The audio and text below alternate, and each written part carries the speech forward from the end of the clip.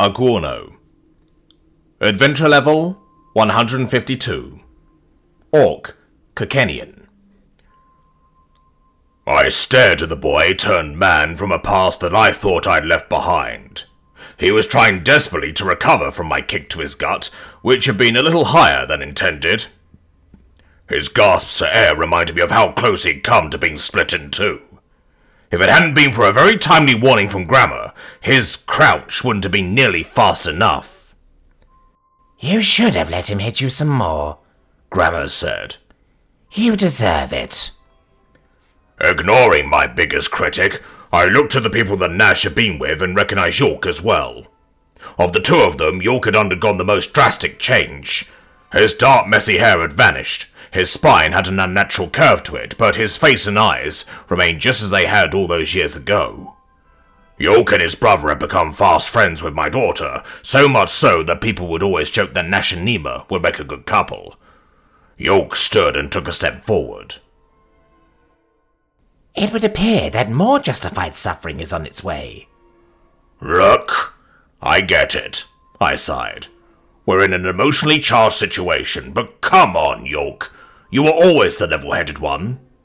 I still am, York smiled, and gestured at me with both hands. Trobs from me suck!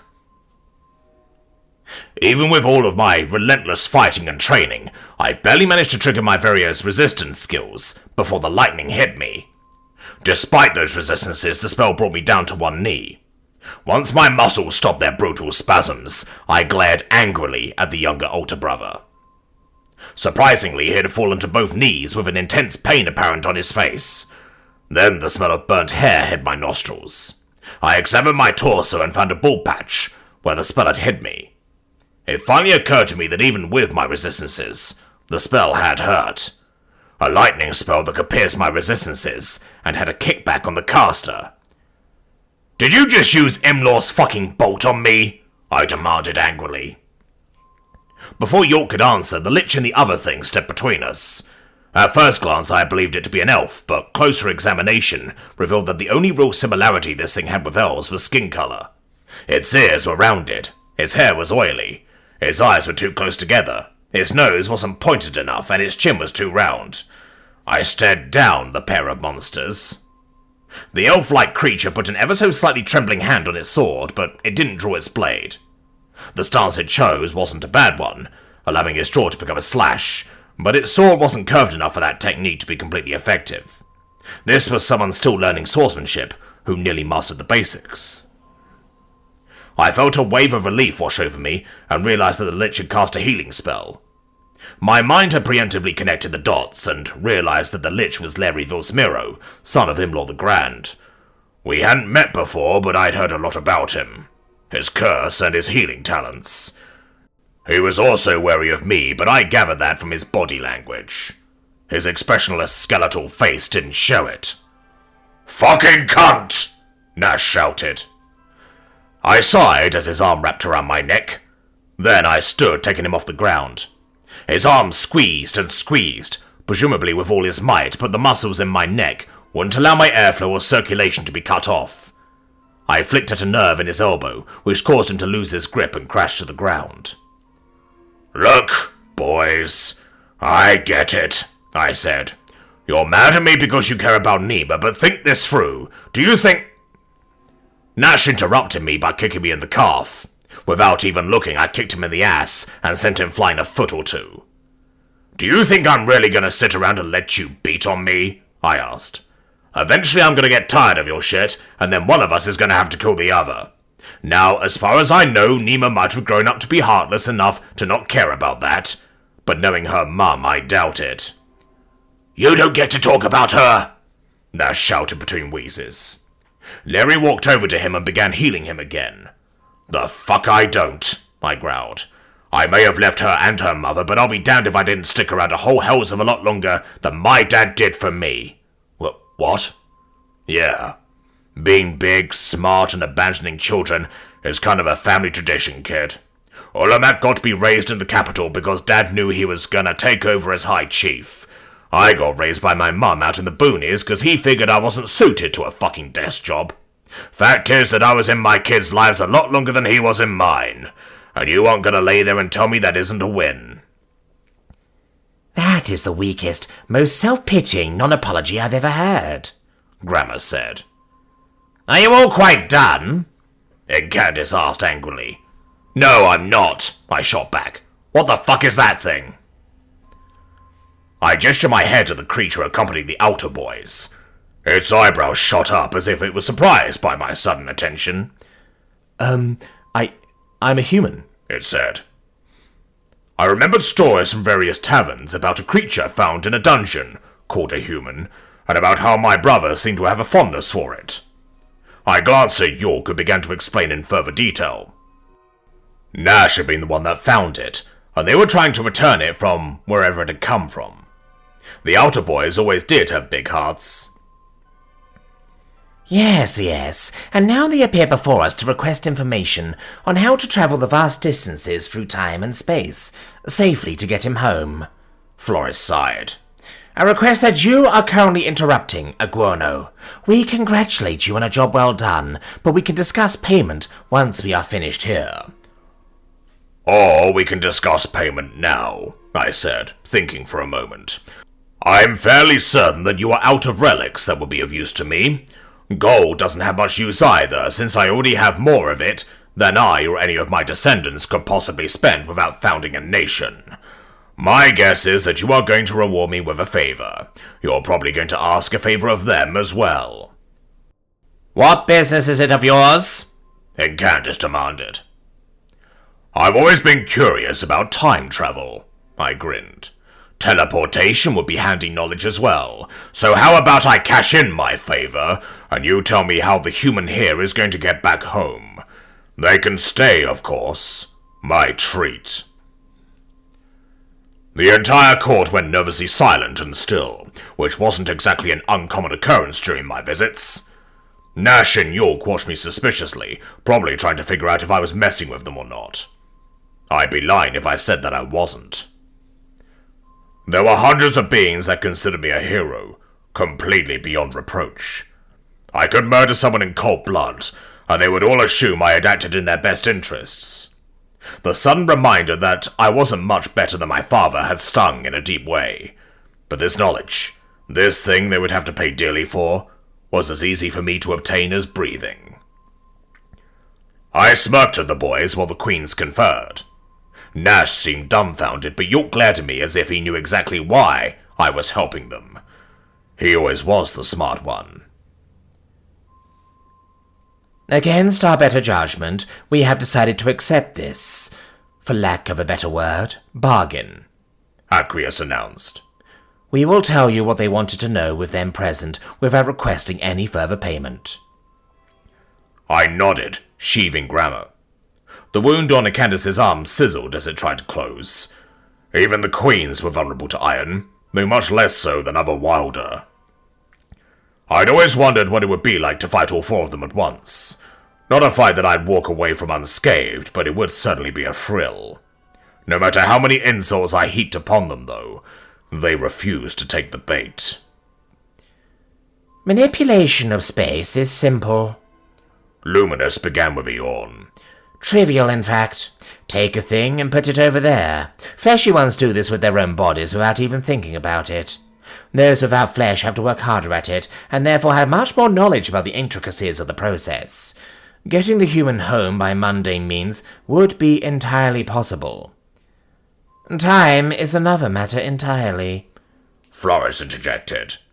Events occur as a result of cause and effect. To travel through time, one would have to undo said cause and effect. One can easily alter the flow of cause and effect, but changing it after the fact would be an impossible feat for any that are under its influence. Like trying to dig for a mountain whilst buried beneath it, Candace added. What do you mean I can get home by mundane means? The human asked. We do not permit you to answer. I would like that question to be answered, I interrupted. And Candace glared at me while the other queens shared nervous looks with one another. The answer to that question should be obvious, especially to the human, Aqueous said. Unless the higher ones are intentionally keeping it hidden. What do they have to do with anything? I asked. The human is attached, Candace replied. It took a moment to study the poor thing. There was still a certain naivety in his eyes that came with youth and inexperience. A boy, then. Calling the higher ones evil would be wrong. Callous and uncaring are much better descriptors. When my father was High Chief, a cult led by a touched elf sprang up in one of the kingdoms to the south. This cult usurped a portion of that kingdom and began a theocratic regime that worshipped the higher ones. Under that elf's influence, the new nation invaded the United Chiefdoms in an attempt to expand their borders. My father responded in kind, and that territory is now known as Hernis. The newly installed Great Chief discovered that it contained a mine, which allowed my father to viciously defend our borders from then on. The kingdom from which the cult formed protested this, but they were quickly destroyed and assimilated by their neighbors.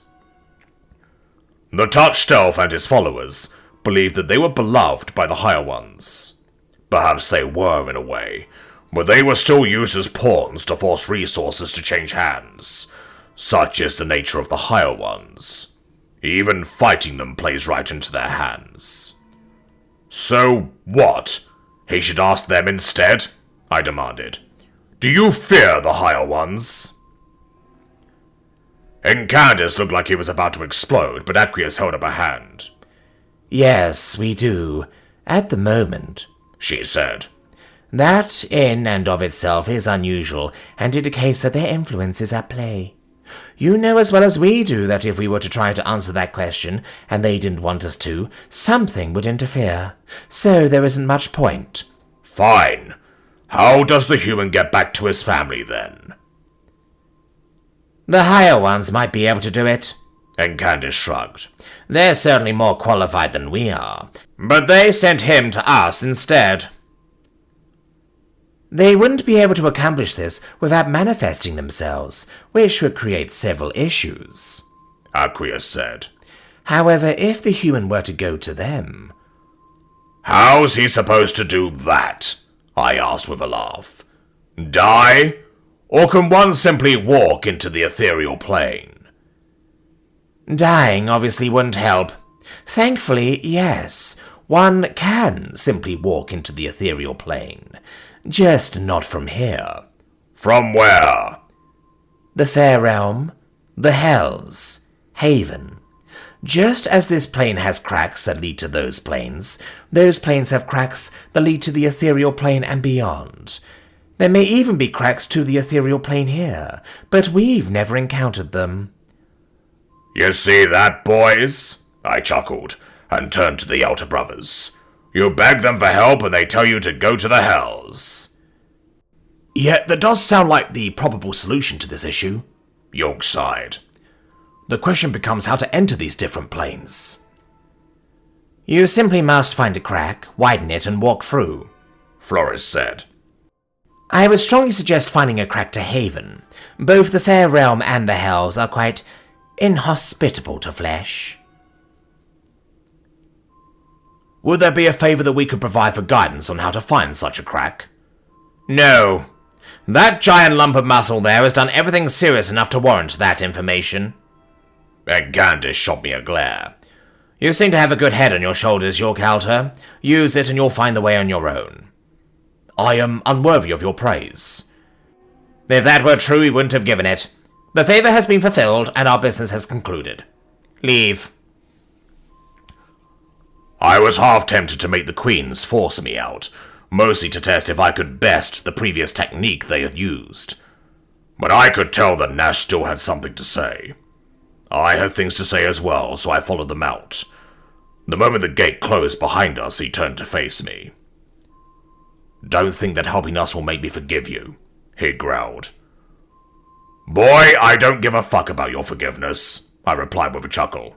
Hells, the only one who has any right to offer me forgiveness is Nima.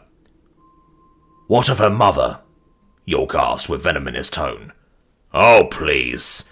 If there was anyone in that glorified outpost who knew me, it was Arella.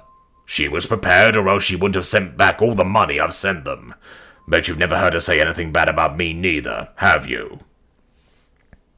The outer boys paused and glanced at each other, as if suddenly realizing something. That's because she's wise enough to know that getting mad at the wind for blowing is pointless. She's got no forgiveness to offer me because I did what was expected. I wasn't meant to be a father or a husband, and we both knew it. I think she might have just wanted to see how long I'd last. Why didn't you ever come back for Nima? Nash demanded. Shit. That's the most complicated thing anybody's ever asked me, I laughed. I don't know. Not really.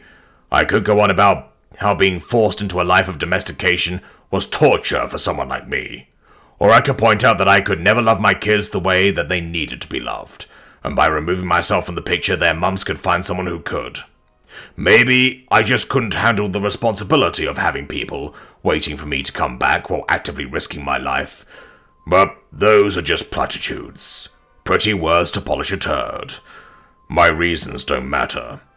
I didn't go back because I didn't want to, and I'm a shitty, selfish person. You can still go back, even just for the... Careful. You're overstepping. Alern has reached out to me a few times over the years to give me updates and such, and I've even replied. So Nima must know how to reach me, but she hasn't even tried. You know her better than I do, Nash. How would she feel if I were to suddenly re-enter her life? Would it make her happy to know that the reason her dad left was because he didn't want to be a dad anymore? Would she appreciate you being the one to drag me back? The truth in my words struck him silent. Yeah, that's what I thought. Alern knows how to get in touch with me. If Nima ever wants to, she can. We're going to get married next year, he said softly. Congrats. I'm sure you'll make each other happy. I chuckled and turned away. For what it's worth, you were a good kid. I'm glad it's you. I stepped past them and smirked at all of the eyes pointed at the ground. The court crowd would normally eat up this kind of drama like it was their first meal of the week, but they knew of me. Each and every member of the crowd was pretending they were blind and deaf. Oh, and if you want, you can tell her that I didn't leave because I hated her, I said, not looking back. I left because I hated myself. I waved over my shoulder, as I did what I do best.